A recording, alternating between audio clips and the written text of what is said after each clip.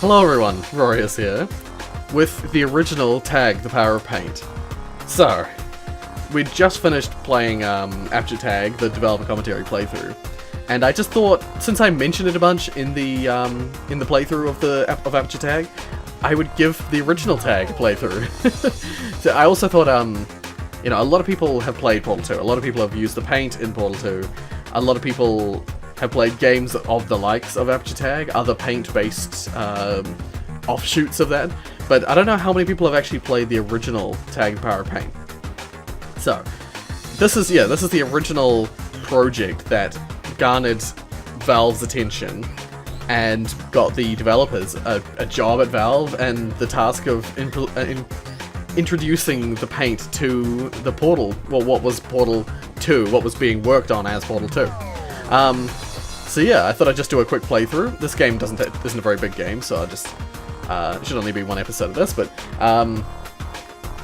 yeah, we'll get to take a look at the original project. So yeah, first thing, actually, I didn't mention this before, but the first thing I mentioned it in the Aperture Tag thing, I think. Green paint in this is the bounce paint, is the paint that makes you jump. You can't normally jump in this game, so you have to utilize the green paint in order to jump. Yeah, the graphic style is this sort of like cel-shaded thing. I don't really know how you would refer to it, just cel-shaded, but with lots and lots of white and grey to represent the world. I guess to offshoot, or to, you know, make a nice juxtaposition for the coloured paints and the end of the stages, of course. Yeah. So, this is the first time you get the paint gun. Now, something I will also mention, the paint in this game is a lot more like spray paint. It's much less like the kind of gooey, blobular paint in Portal 2, and it's much more like you've got spray paint cans. But yeah, it's just I think it's a really neat game, and we played it. I think we played this before. Was it before or after? I don't actually remember now. Around the same time that we originally played Portal 2. Portal 2, and this game made us intend to make a tag mod, but unfortunately we never got really anywhere with that. But yeah, our gun was actually a lot more like this gun, and that it had it was very sort of similar in shape, and it had that sort of canister look, but it didn't have the paint gels sticking out of the side like this one does. That's right. Yeah, so something that this game has that Aperture Tag doesn't is that early on it teaches you that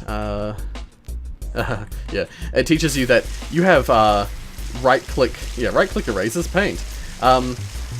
Essentially, yeah, you have like a white paint that's like a default no condition paint. It is actually a white paint. It's not like a clear gel like in like Portal 2, but like you actually have a white paint that you cover over the green paint or the blue paint or the red paint with, that gets rid of paint. So you can actually get rid of paint at your will, unlike Aperture Tag where you've got to use you know you have to replace the gel. You don't have like the water gel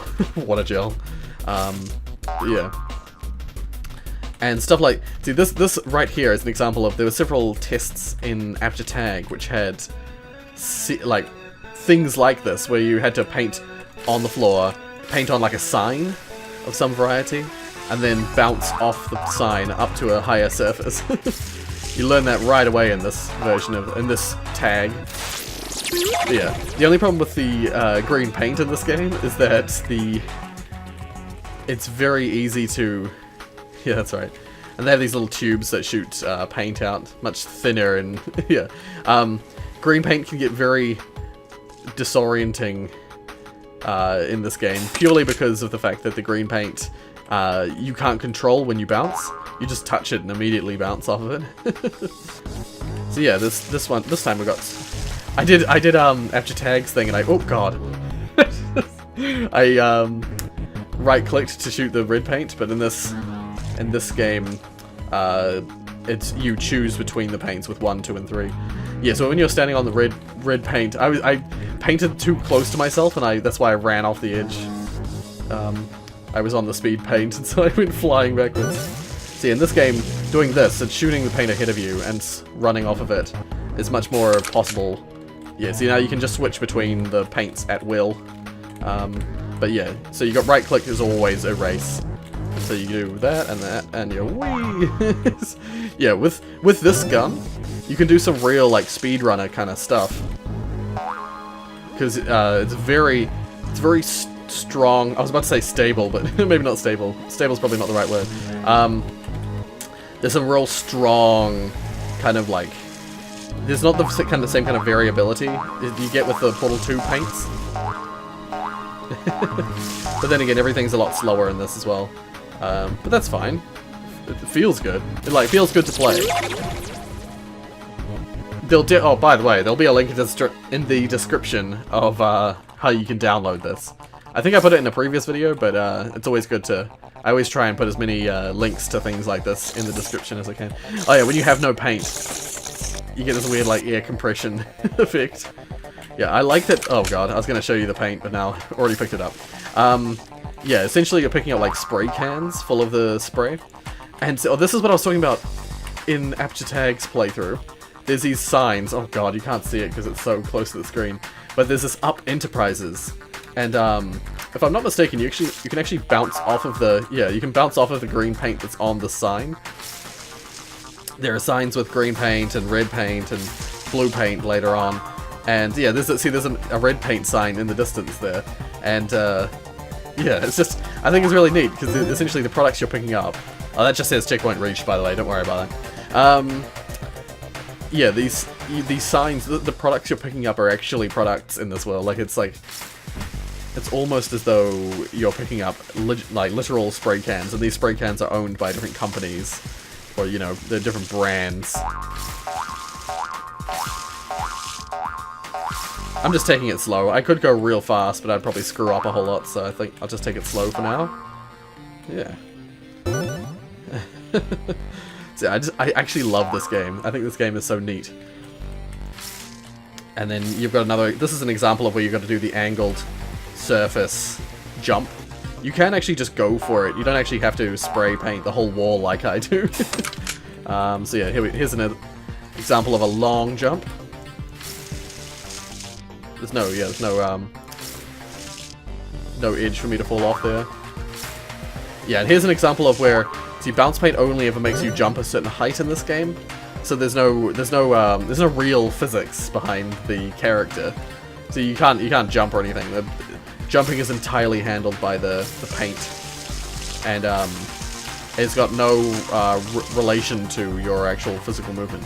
So you fast firm, accelerate your potential. That's the red paint. See, and if you stand next to it, where is it? It pops up on the screen. There we go. Technically, when I'm up here, I'm touching red paint because it's on the sign. I don't know why I love that. Love the idea that it's used on the signs in this world.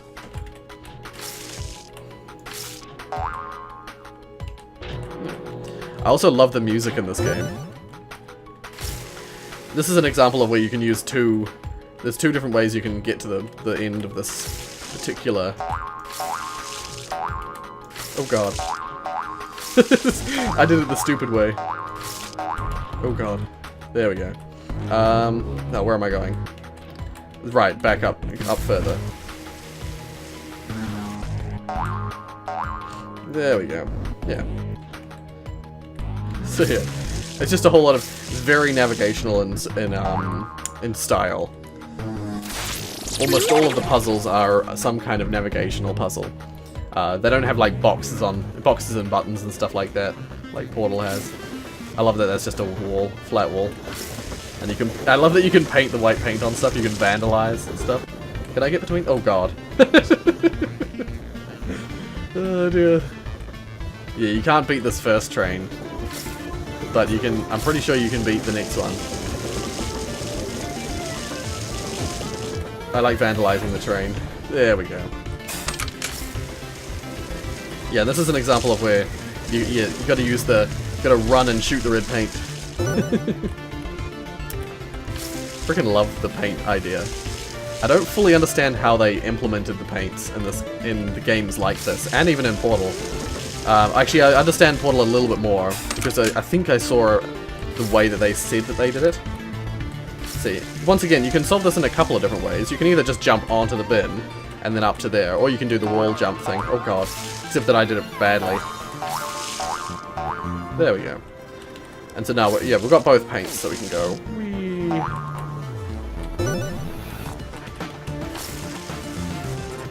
Yeah.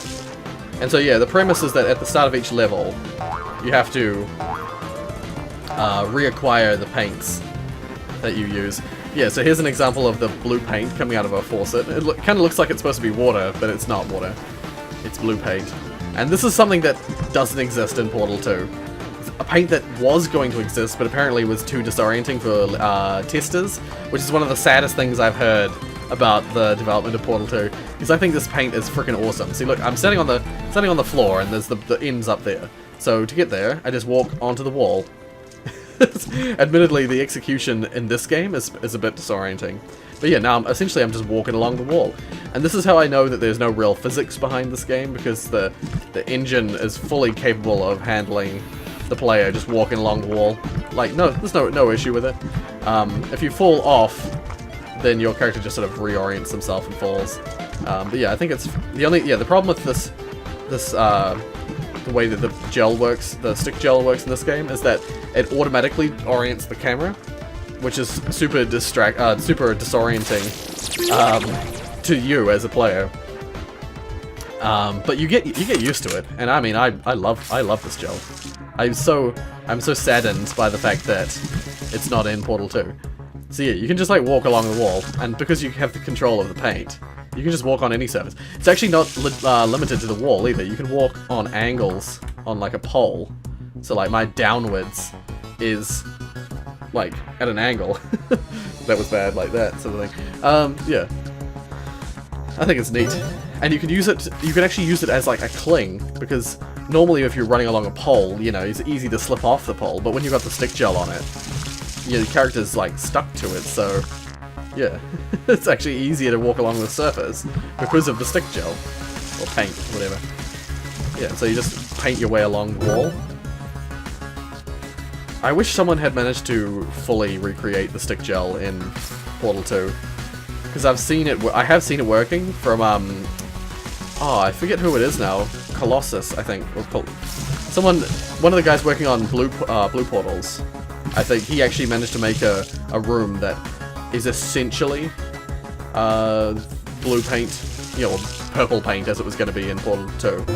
He essentially made a purple paint prototype, but it was very limited. I remember seeing the way he did it, and unfortunately, it's not fun to implement, and I don't know if it would really work properly in any sort of large space part of the game.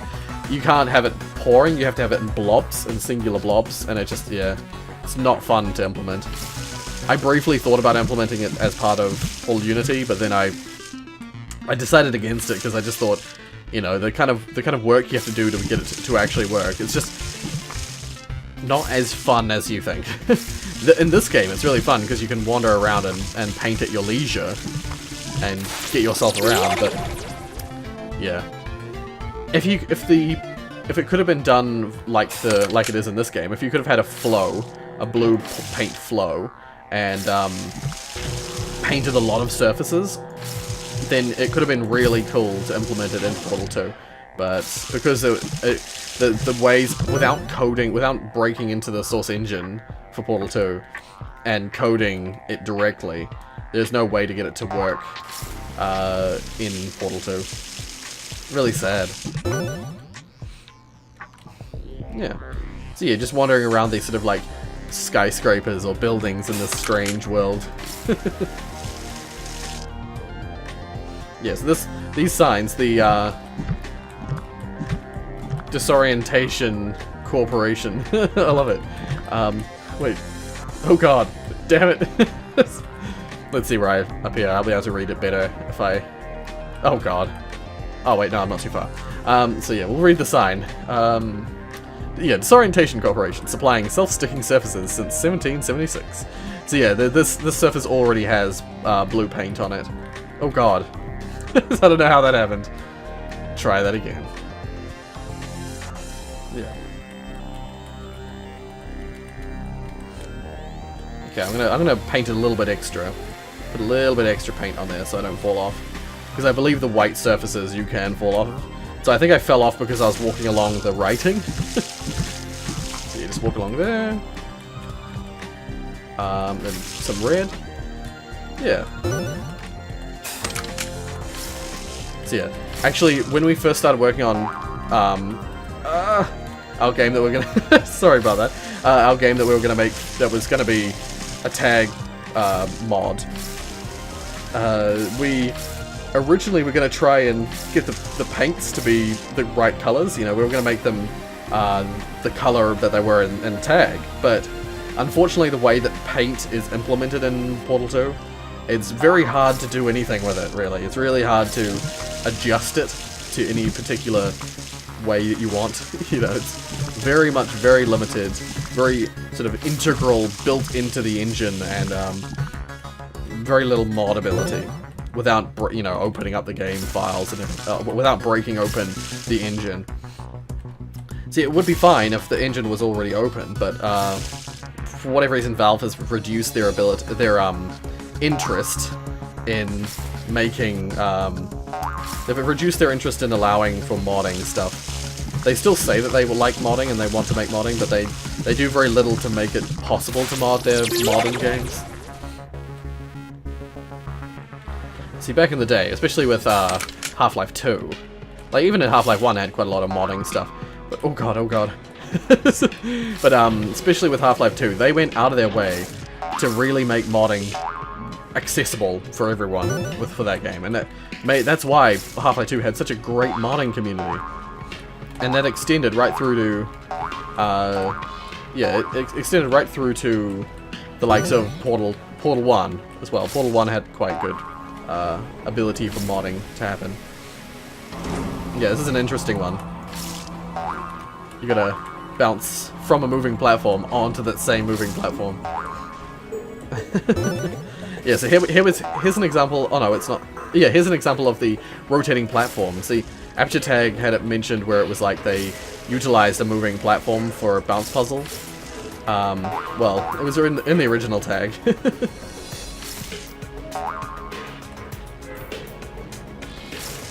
Oh god, I bounced off the wall. No. Oh well. One thing that I actually do like about this is that paint stays where you place it. So if you screw up like that, you don't have to repaint everything. It's already there for you. Up Enterprise. Yeah, I screwed up last time. I'm not going to jump straight away. I'm going to let that go back up and then come back down. I also love the music in this. I think I mentioned that before, but I freaking love it. I'm pretty sure I have it in my.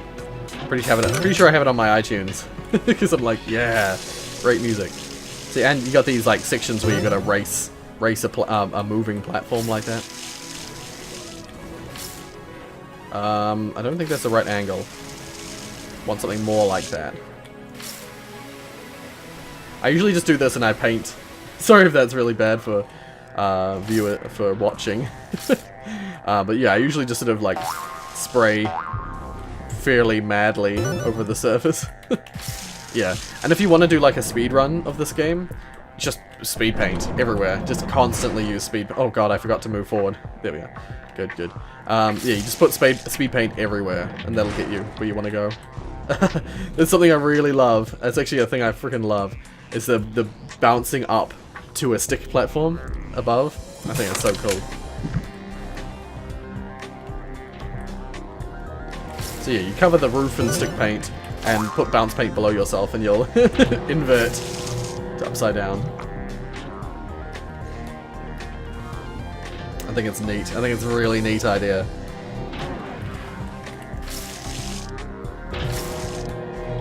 Yeah, I'll probably wait for this to go back up. I'll wait for it to go down and back up again, because it's good to give yourself that extra time. And then start spraying stick paint now. Ah! Yeah, I played this a lot with my friends back in the day. So I know this game pretty well. And it's short. It's like Portal 1, where, you know, you can finish it in... Well, in this case, you can probably finish it in about 10-20 minutes. I've been going for about 20 minutes now. Including the intro. So, yeah. Really accessible. Free to download. Really neat idea. Was that the last level? I feel like that was the last level. It was! So yeah, another neat little thing they put into this game is that when the credits are rolling there, you also get access to a little arena that has all of the paints. And so you can just sort of roam around and try to get around places. I'm just going to grab the green paint. There. And yeah, and in the center here, we've got all the developers. Okay, we'll just stop here and we'll have a look at the developers. I mean, you can see them along the side there. But yeah, some of these people are still working at Valve now, which is freaking cool. These are the kind of people who actually were my actual inspiration for when I was working on the mod and that kind of thing. Because the idea of being able to work on something which then gets you a job at Valve back then, that was a really cool idea. The fact that both Narbacular Drop and Tag the Power of Paint, the developers were brought onto Valve, was freaking so cool, in my opinion. Yeah. So you got Tyler Woods, Brett English, Bank. I won't try. It's a Thai name by the looks of it. I won't try and pronounce it. Joshua Jones, Ted Riviera, Tajiv Kohli, and Tan, sorry. Once again, another, not sure where that name's from, but quite a difficult one to pronounce. I don't want to butcher people's names, so I'd rather just call them by their preferred name, Tan. Can you get up there? I know you can. Oh, yeah. So you can do some really cool things. I think this is probably another reason that they didn't really want to put stick paint in Portal 2, is that you can do some really unexpected things with stick paint. It's really dodgy. I can feel the character trying to fall off. Actively trying. Yeah, and sometimes some weird ass physics gets involved when you start trying to move around surfaces.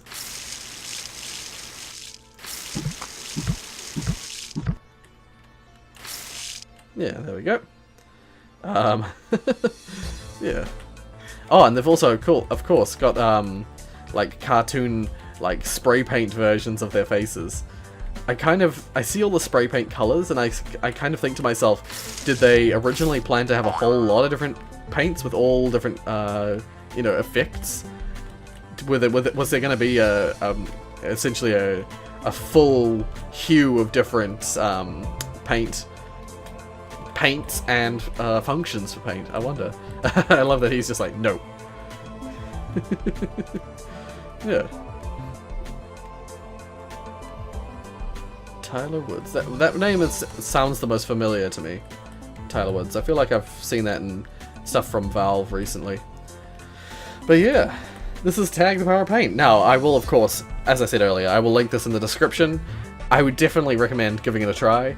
It's all well and good to see someone playing through it, but to actually play it for yourself, it is infinitely fun, in my opinion. And it's, you know, because it's a little game made by university students, it doesn't require a really hardcore computer to play. Anyone can play this. Accessible to everyone. As long as it runs on your computer, which is, I don't know if it has any Mac support or Linux support. I know it works on Windows. Of course. Yeah. Can I get on top of this? One last thing I want to do. Stick. No! I stuck to it briefly, and then I idiotly ran off. But yeah, so, yeah. I think that's all for now. I will be trying to get another episode out today, but I don't know if I will. I don't know if I'll have time to edit, the, you know, 2 episodes or something. I have time to edit this one, but I don't know if I'll have time to get another episode out. But so, for now, thank you so much for watching. If you like what you saw, hit like. If you want to see more from me, then subscribe. As always,